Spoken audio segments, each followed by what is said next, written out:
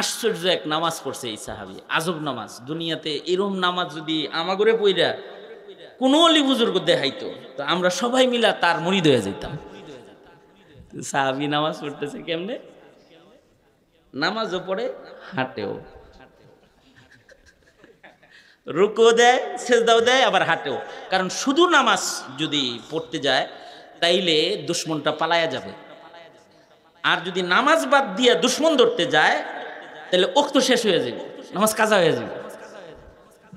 সাহাবী দুশ্মনও ধরবো, নামাজও বাজাইবো, তো নামাজও পড়ে, হাঁটে, সেজদা দেয়, হাঁটে, রুকু দেয়, হাঁটে,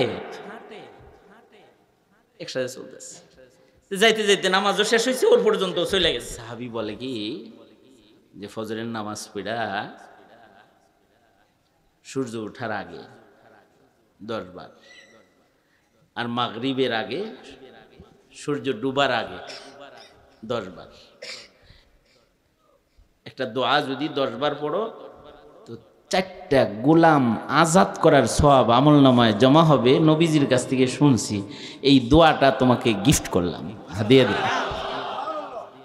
লা ইলাহা ইল্লাল্লাহু ওয়াহদাহু লা শারীকা লাহু লাহুল মুলকু ওয়া লাহুল হামদু ইউহয়ী ওয়া ইউমীত ওয়া হুয়া হাইয়্যুন লা ইয়ামুত ওয়া হুয়া আলা কুল্লি শাইইন কাদির। 10 বার বললাম, 4টা গোলাম আজাদ করার সওয়াব পেয়ে যাবে। সাহাবী পায়া খুশি হয়ে গেছে। আরেক সাহাবী নবীজির কাছে আসছে, নবীজির কাছে বসে রয়েছে, তো নবীজি দুঃখ করতেছে, হায় অমুকে আমাকে খুব কষ্ট দিচ্ছে, অমুকে খুব কষ্ট দিচ্ছে, নবীজি দুঃখ করতেছে। তো এই সাহাবী যার নাম লয়া নবীজি দুঃখ করছে, সাহাবী তরবারিটা লয়া ওইটার গর্দান আনার লেগে চলে গেছে, কাফের গর্দান আনতে চলে গেছে। হাদিসে আছে, খোঁজ খবর নিয়ে একেবারে জায়গা মতো মরুভূমিতে চলে গেছে, দেখে ফেলাইছে যে ওই তো ওরে তো দেখা যায়। তো এখন ওর দিকে দেখেই যদি দৌড়ানি দেয় তাহলে ও তো বুঝবো যে আমার ধরতে আইছে, আর ওর হাতেও তরবারি আছে, ওর হাতেও তরবারি, তাহলে যুদ্ধ লেগে যাব। কৌশল অবলম্বন করছে, আস্তে আস্তে হাঁটে, ও হাঁটে, এও হাঁটে, ও হাঁটে। বাবু সলাতি তালিবি ওয়াল মাতলুব, এই শিরোনামে মুহাদ্দিসিনরা এই ঘটনা আনছেন। মানে আশ্চর্য এক নামাজ পড়ছে এই সাহাবী, আজব নামাজ। দুনিয়াতে এরম নামাজ যদি আমাগরে পইরা কোনো অলি বুজুর্গ দেখাইতো তো আমরা সবাই মিলা তার মুরিদ হয়ে যেতাম। সাহাবী নামাজ পড়তেছে কেমনে? নামাজও পড়ে, হাঁটেও, রুকু দেয়, সেজদাও দেয়, আবার হাঁটেও। কারণ শুধু নামাজ যদি পড়তে যায় তাইলে দুশ্মনটা পালায়া যাবে, আর যদি নামাজ বাদ দিয়া দুশ্মন ধরতে যায় তাহলে ওক্ত শেষ হয়ে যাবে, নামাজ কাজা হয়ে যাবে। সাহাবী দুশ্মনও ধরবো, নামাজও বাজাইবো, তো নামাজও পড়ে, হাঁটে, সেজদা দেয়, হাঁটে, রুকু দেয়, হাঁটে, একসাথে চলতেছে। যাইতে যাইতে নামাজও শেষ হয়েছে, ওর পর্যন্ত চলে গেছে, ওক্তর ভেতরে নামাজ শেষ। এর যে ধরে কয়, বাহ তোমার তরবারিটা তো ফাইন, কত দিয়ে কিনছ? এত দিয়ে, চমৎকার, দারুণ, দেখি তো। আরে টাকা দিয়ে কিনছি না বেটা, ভালো হইব না, দেখ তরবারিটা দেখালে তো দিছে, তেমনি উঠে কয়, এ কি চিকচিক করতেছে রে ধার, আর গর্দানে একটা বসায় দিছে, গলাটা পড়ে গেছে। এবার মাথার চুলটা ধইরা কল্লাটা নিয়া আল্লাহর রাসূলের কাছে যায়, বলে নবীজি ও আপনার কষ্ট দেয় দেখেই যে ওর গর্দানটা লয়ে আইছে। ইমানদারি। আল্লাহর রাসূল সাল্লাল্লাহু আলাইহি ওয়াসাল্লাম বললেন, সাহাবী আমি খুশি হয়ে গেছি, তুমি যে আমার দুশমনকে হত্যা করেছো, খুশি হয়ে গেছি। ও আমার দুশমন না, আমার দুশমন মানে হলো ইসলামের দুশমন, ইসলামের দুশমন মানে হলো আল্লাহর দুশমন, ঠিক না? আল্লাহর দুশমন ইসলামের দুশমনের সাথে কোনো দোস্তি নাই। কি? হ্যাঁ হ্যাঁ, হুজুরের কাছে খালি নামাজ পড়বেন আর বিয়ার খুতবা নিবেন, ছেলের নাম নিবেন, আকিকা করাইবেন, কুরবানিটা দেওয়াইবেন হুজুরে দিয়া, আর ভোটটা যায় দিবেন হইল যে নাস্তিক মুরতাদ বেঈমান হেরে যায় দিয়ে দিবেন। এটার নাম ঈমান না।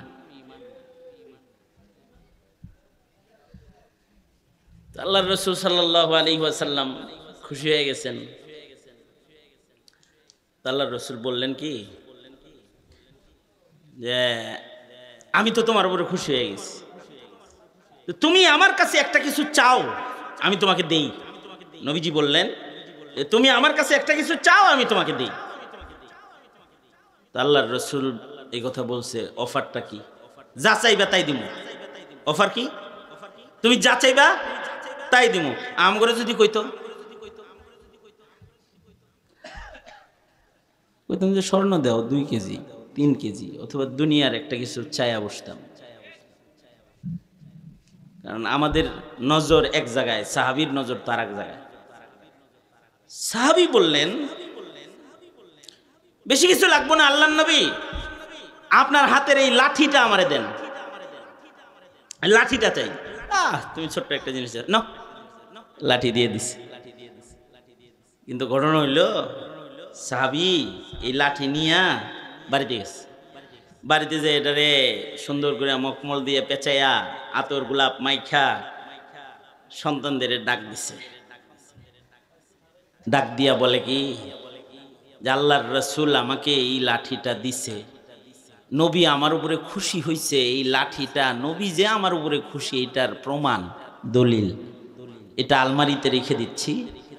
আমি যখন মরে যাব তখন কাফনের কাপড়ের ভেতরে এই লাঠিটা আমাকে কবরে দিয়ে দিবা।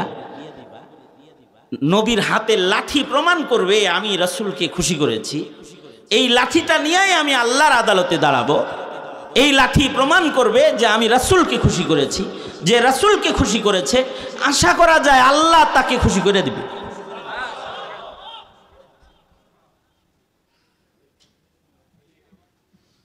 মানে তাদের নজর হইল একেবারে কবর হাসর ওইদিকে,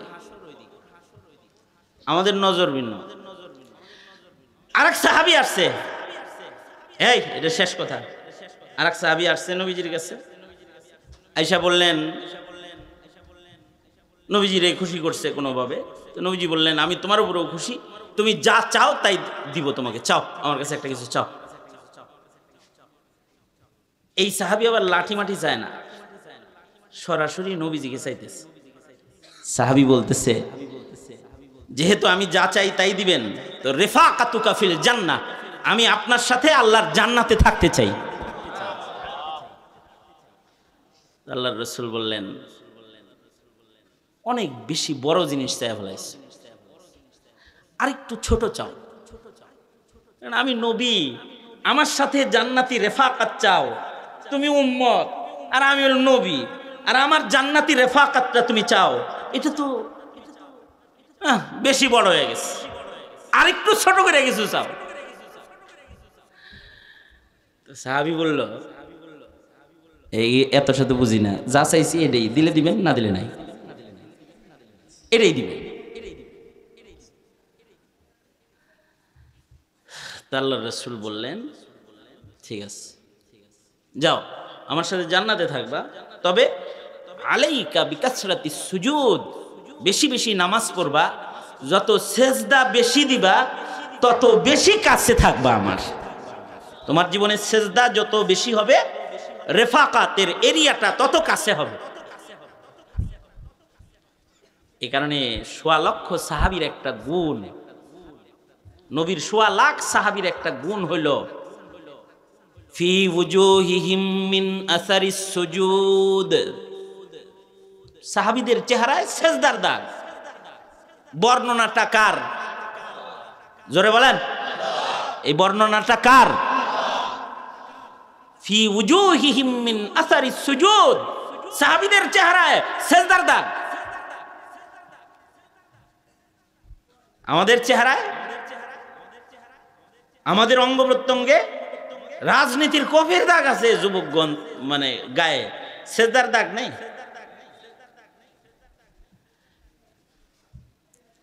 আখেরাত চাইতে হইবা, আখেরাত দিলের ভিতরে লাগবে, আখেরাত ফিকরে আখেরাত চাওয়া হবে বান্দার আল্লাহর কাছে দুনিয়ার হায়াতে আখেরাত। এই ইসলাহি মজলিস ওয়াজ মাহফিল ওলামাদের সোহবত মাকসাদ একটাই, ফিকরে আখেরাত ঢুকাও।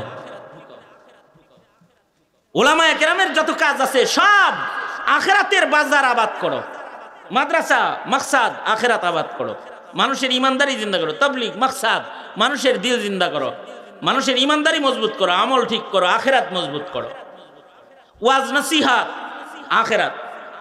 এমনকি কোনো আলেম যদি সিয়াসাত রাজনীতি করে, তার রাজনীতির উদ্দেশ্য ভারতকে খুশি করা হয় না, আমেরিকাকে খুশি করা হয় না, তার রাজনীতির উদ্দেশ্য হয় আল্লাহকে খুশি করা।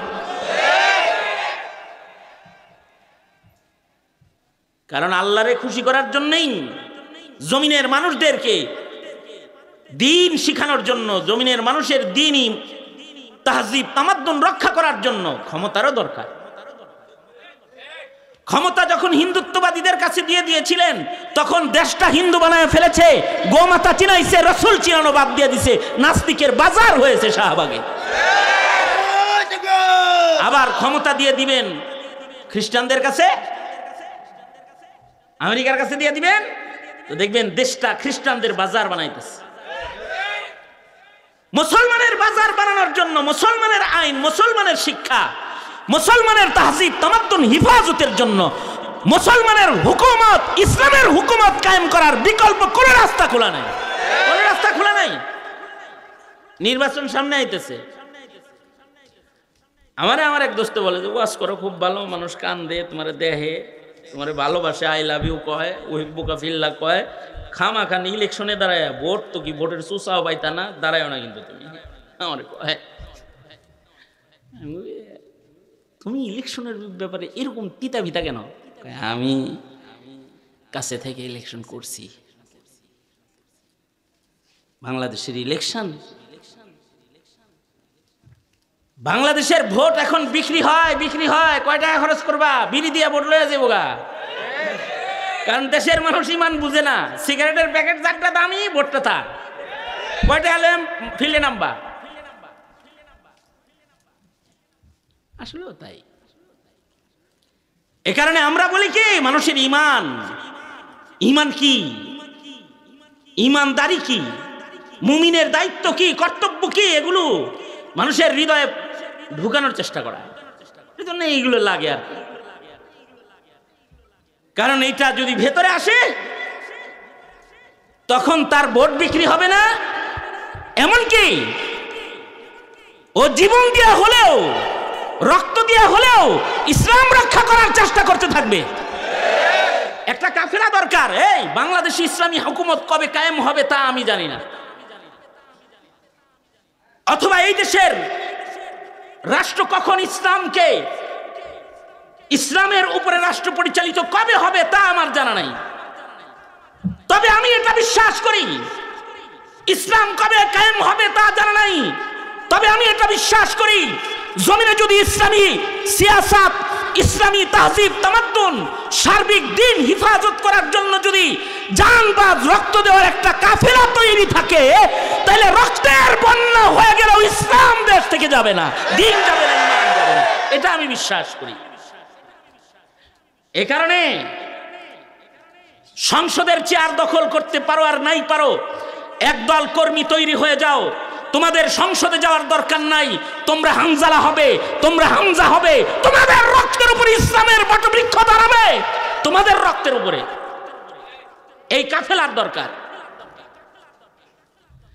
এইটা যদি না হয়, তবে দেশ মুসলমানের ওলি বুজুর্গের দেশ, কিন্তু দিন হারিয়ে যাবে। মসজিদ মাদ্রাসাগুলো বাকি থাকবে, কিন্তু মুসলমানিত্ব দাফন হয়ে যাবে।